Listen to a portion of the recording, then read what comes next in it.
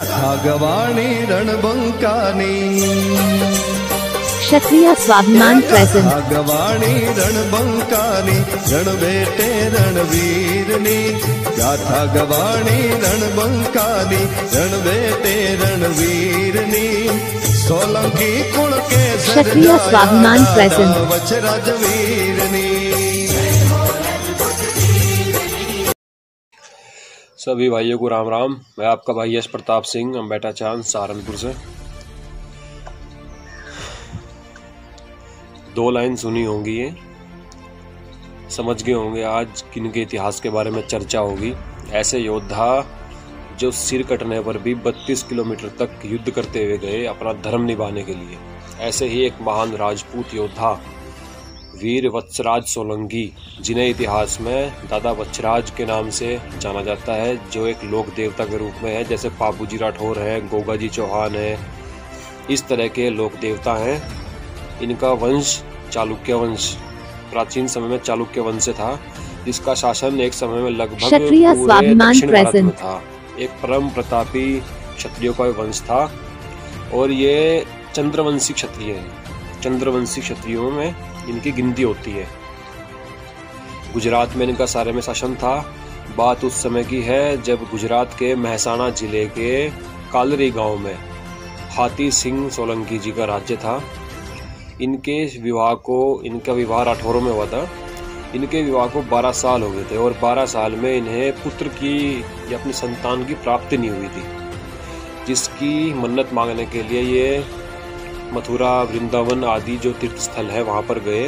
और तो जब ये मथुरा पहुँचे, मथुरा पहुँचकर इन्होंने जो है यमुना जी थी जो वहाँ पे, यमुना जी में कूदकर अपने प्राण देने का निश्चय किया इन्होंने। और जैसे ही ये यमुना जी के पास गए तब इन्हें कोई वहाँ पे संत थे, वो इन्हें मिले। उन्होंने रोका, उन्होंने इन्हें कहा कि जल्द ही तुम्हारे घर में 2 दिव्य संतान पैदा होने वाली है, ऐसा उन्होंने कहा। उनकी बात मानकर हाथी सिंह जी अपने राज्य, अपने गांव कालरी में आ जाते हैं।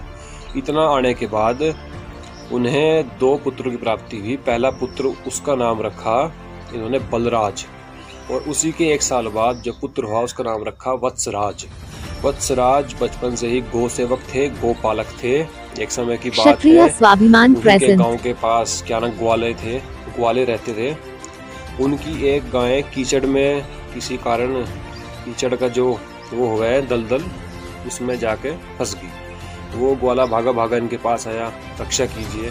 तो वत्सराज जी की उम्र उस समय बहुत कम थी और वो बिना किसी की वो किए अपना क्षत्रिय धर्म निभाने के लिए वो वहाँ पर पहुँचे और किसी तरह उन्होंने उस गाय को वहाँ से बाहर निकाला।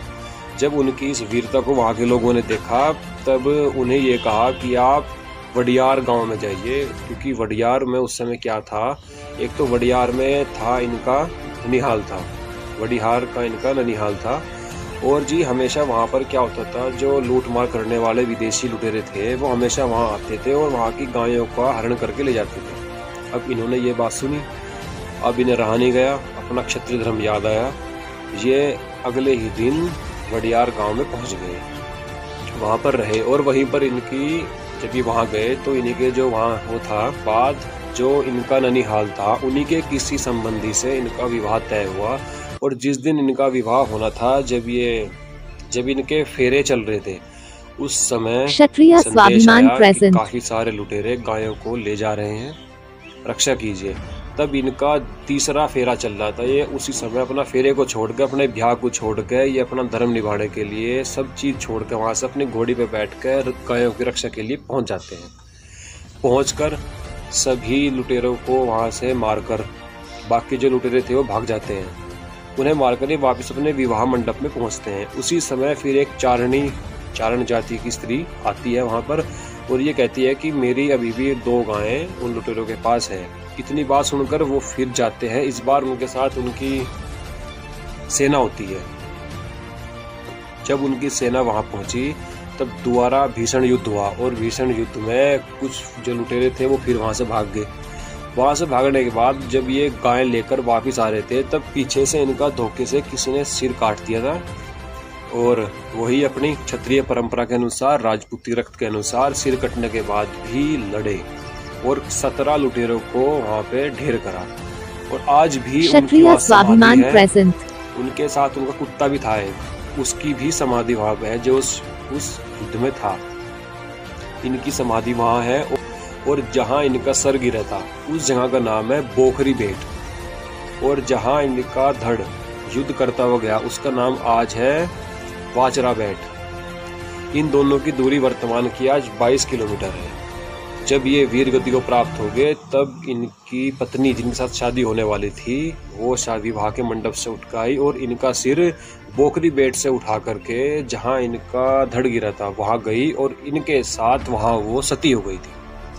आज उन दोनों के स्थान वहाँ पर है। और साथ में जो इनका कुत्ता था जो युद्ध में इनके साथ था उसका भी एक स्थान है। और वहाँ की जो आज जिस जगह पे इनका कम से कम 10 जगह इनका मंदिर है, उसमें कच्छ, अंजार, महुआ, पोरबंदर, पाटन, द्वारका, मांडवी, महिषा आदि इन जगहों पे इनके मंदिर आज भी हैं और लोग इन्हें पूजने आते हैं। 36 बिरादरी, सारा सनातन जो धर्म है हमारे, जो सनातन जातियां हैं, प्राचीन जातियां हैं, वो सभी इन्हें पूजने आती हैं। और ये हमारे लिए गर्व की बात है कि हमारे एक राजपूत योद्धा को पूरी दुनिया वहाँ पूजने आती है, माथा टेकती है। और भी कई अद्भुत चमत्कार आज भी देखने को मिलते हैं दादा वच्छराज सोलंकी जी के मंदिर में। इसे बताने का मेरा जो आज मोटिव था वो केवल ये था कि हम अपने पूर्वजों के प्रति समर्पित रहे, क्योंकि हमारे पूर्वज जो आज लोक देवता के रूप में जगह जगह विद्यमान है, एक नहीं सैकड़ों हैं, और वो लोगों की सहायता भी करते हैं। आज वो हमारी सहायता भी करेंगे। हमारी सहायता से मतलब आप सभी अच्छी तरह समझ रहे हैं किस प्रकार से करेंगे। मेरी यही सबसे वो है, इनकी शरण में जाएं, इनकी चरण वंदन करें, इन्हें पूजें, इन्हें सम्मान दें। मात्र सोलंकियों के तो ये है ही, ये समस्त क्षत्रियों के लिए भी आदर्श हैं और पूजनीय हैं। सभी को इन्हें मानना चाहिए और पूजना चाहिए। आज के लिए इतना ही है। अगली वीडियो बहुत जल्दी बनाऊंगा एक बहुत ही अच्छी चीज़ पर, ऐतिहासिक है। तब तक के लिए सभी को राम राम, हर हर महादेव, राजा रामचंद्र की जय। स्वाभिमान अमर रहे।